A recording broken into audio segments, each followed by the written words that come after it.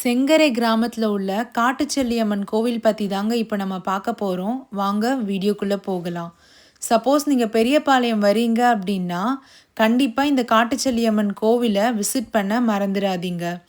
பெரியபாளையத்துலேருந்து ஒரு 10 to 12 kilometres அடுத்து இருக்க கோவில் தாங்க இந்த காட்டுச்செல்லியம்மன் கோவில்.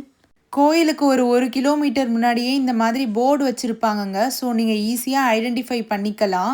இங்கே அவ்வளோவா வண்டி எதுவும் இருக்காது. ஸோ நீங்கள் வரீங்க அப்படின்னா உங்களோட ஓன் காரோ இல்லை ஆட்டோவோ இல்லை டூ வீலரோ எடுத்துகிட்டு வாங்க. நாங்கள் ஆட்டோ தாங்க புக் பண்ணியிருந்தோம்.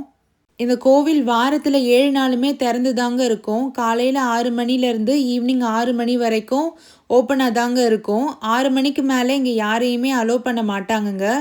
ஏன்னா அம்மன் இங்கே வர்றதாகவும் அவங்க இந்த குளத்துல நீராடிட்டு போகிறதாகவும் நம்பப்படுறாங்க. இந்த கோவிலையே ரொம்ப விசேஷம் அப்படின்னு பார்த்தீங்கன்னா இந்த கோவில் குளம்தாங்க. இங்கே டியூஸ்டேவும் சண்டேவும் ரொம்ப ஸ்பெஷலுங்க. ஒரு 5 வருஷம் முன்னாடி பார்த்தீங்கன்னா கூட இந்த கோவில் குளத்தோட கேட் வந்து திறந்து தாங்க இருந்துச்சு. நீங்கள் ஸ்ட்ரெயிட்டாகவே ஸ்டெப்ஸ் வழியாக போயிட்டு குளத்துல முங்கி எந்திரிச்சு வரலாங்க. இப்போ கொரோனாக்கு அப்புறம் இதை ரெஸ்ட்ரிக்ட் பண்ணிட்டாங்க. டிப்பிக்கல் அம்மன் கோவில் நீங்கள் வந்தீங்க அப்படின்னா இந்த மாதிரி சுற்றி போட அங்கே சாமிங்க யாராச்சும் இருப்பாங்க.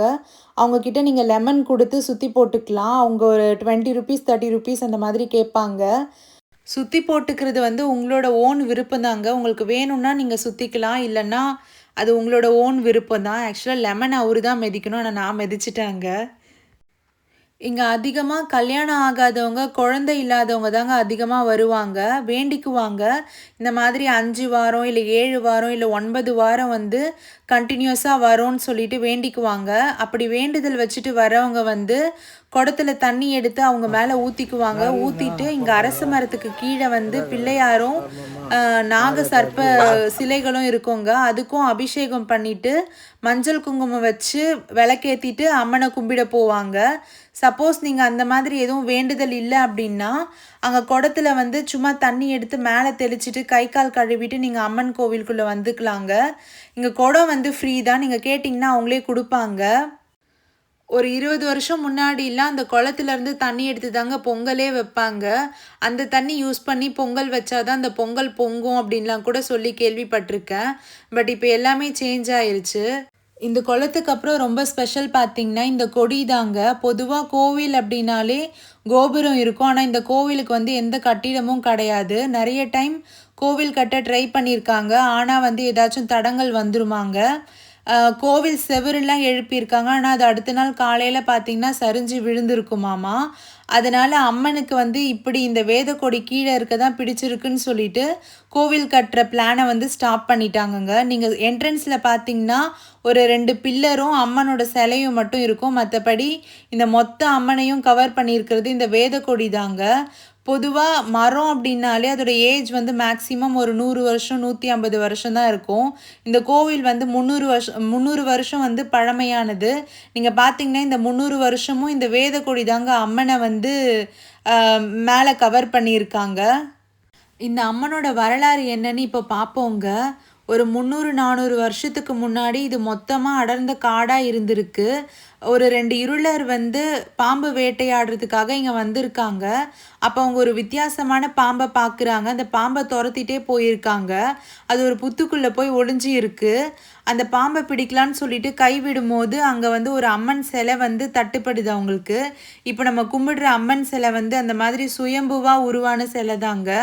ஸோ இதை பார்த்துட்டு ஊருக்குள்ளே போய் சொல்கிறாங்க. அந்த ஊர் கிராம மக்கள் எல்லாருமே வந்து இதை கோவில் கட்டலாம் அப்படின்னு சொல்லிட்டு அந்த சிலையை எடுத்துகிட்டு போகிறாங்க. அப்போ ஒரு 8 வயசு சிறுமி மேலே வந்து சாமி வராங்க. சாமி வந்து என்னை ஒரு அடிக்கு ஒரு ஆடு வந்து பலி கொடுக்கணும், அப்போ தான் நான் ஊருக்குள்ளே வருவேன் அப்படின்னு சொல்கிறாங்க. சரி, இவங்களுமே ஒரு அடிக்கு ஒரு ஆடை வந்து பலி கொடுக்குறாங்க. ஆனால் ஊர்கிட்ட வரும்போது பலி கொடுக்க இருந்த ஆடு எல்லாமே தீந்து போகுதுங்க. ஸோ திரும்பவும் அம்மன் வந்து கோச்சிக்கிட்டு திரும்பவும் இங்கேயே வந்துட்டு தான் சொல்கிறாங்கங்க. இதுதான் இந்த அம்மனோட வரலாறு. இங்கே வந்து கல்யாணம் ஆகாதவங்க தாலி செஞ்சு கட்டுவாங்க. குழந்தை பிறக்காதவங்க இந்த மாதிரி தொட்டிலாம் கட்டியிருப்பாங்க. நெய் விளக்கு ஏற்றுவாங்க. இங்கே நீங்கள் பொங்கல் வைக்கணும் அப்படின்னாலுமே உங்களுக்கு விறகு எல்லாமே இவங்களே விற்கிறாங்கங்க. நீங்கள் இங்கேயே விறகு கூட வாங்கிக்கலாம். பொங்கல் வைக்கிறதுக்கான இடமுமே இங்கே இருக்குது. ரேட் மட்டும் இங்கே ரொம்ப ஜாஸ்தியாக இருக்குது, அது மட்டும் கொஞ்சம் பார்த்துக்கோங்க. மற்றபடி எல்லாமே உங்களுக்கு இங்கே கிடைக்கும். எலுமிச்சைப்பழ மாலை, பூ மாலை, விளக்கு போடுறதுக்கு திரி, நெய் எல்லாமே இங்கே கிடைக்குது. இங்கே பார்த்தீங்கன்னா பல ஊர்லேருந்து இந்த மாதிரி காரு வண்டிலாம் எடுத்துகிட்டு வந்திருப்பாங்க. உங்களுக்கு பார்க்கிங்க்கு எதுவுமே ஃபெசிலிட்டி இல்லைன்ற மாதிரியே இருக்காது. இவங்க வேண்டி இருப்பாங்க, ஆடு பலி கொடுக்குறோம் இல்லை கோழி பலி கொடுக்குறோன்னு வேண்டி இருப்பாங்க, அதுவுமே இங்கே நடக்கும். அவங்க பார்த்தீங்கன்னா குடும்பத்தோட சொந்தக்காரங்களோட இங்கே வந்து இங்கே ஆடு பலி கொடுத்து அதை இங்கேயே க்ளீன் பண்ணி சமைச்சு சாப்பிட்டுட்டு போவாங்கங்க. நிறைய குவாலிட்டியான டைம் வந்து இங்கே ஸ்பெண்ட் பண்ணலாம். இங்கே பார்த்தீங்கன்னா நிறைய வளையல் இருக்கும், கம்மல் இருக்கும், உங்களுக்கு தேவையான எல்லாமே இருக்கும், பூ கூட கிடைக்கும் இங்கே. அடுத்து நம்ம பார்க்க போகிறது வந்து நாகாத்தம்மன். உள்ளவே பார்த்தீங்கன்னா 2 அம்மன் சிலையும் ஒரு புத்தும் இருக்கும். இங்கே நாகாத்தம்மனுக்கு தேவையான மஞ்சள், குங்குமம், பால், முட்டை எல்லாமே இங்கே வந்து கிடைக்கும் நமக்கு. ஆக்சுவலாக இங்கே தேவையான எல்லா பொருளுமே இங்கே கிடைக்குதுங்க. பட் ரேட் மட்டும் கொஞ்சம் ஜாஸ்தியாக இருக்குது. பட் இங்கே கடையில் இருக்கவங்க பார்த்தீங்கன்னா எல்லாருமே இந்த செங்கரை கிராமத்தை சேர்ந்தவங்க தான், பாவர்ட்டி லைனில் இருக்கவங்க தான். சப்போஸ் உங்களுக்கு வந்து அவங்களுக்கு ஏதாச்சும் கொடுக்கணும் அப்படின்னா நீங்கள் தாராளமாக இங்கே எல்லா பொருளுமே வாங்கிக்கலாம். இந்த கோவிலோட ஸ்டார்டிங்கே பார்த்தீங்கன்னா விநாயகர் கோவிலும் நவகிரகங்களும் தாங்க இருக்கும். ஃபஸ்ட்டு நீங்கள் அங்கே சாமி கும்பிட்டுட்டு அதுக்கப்புறம் குளத்துக்கிட்டேயும் அரச மர விநாயகர்கிட்டையும் வாங்க. அதுக்கப்புறம் வேதக்கொடி கீழே இருக்க அம்மன் கிட்ட சாமி கும்பிட்டுட்டு இந்த நாகாத்தம்மன் கோவில் வந்தீங்க அப்படின்னா நம்ம ஃபுல் கோவிலை வந்து கம்ப்ளீட் பண்ணிட்டோங்க. ஸோ ரொம்ப ஹாப்பியாக இருந்துச்சு. இந்த வீடியோ உங்களுக்கு ரொம்ப யூஸ்ஃபுல்லாக இருந்திருக்கும்னு நான் நினைக்கிறேன்.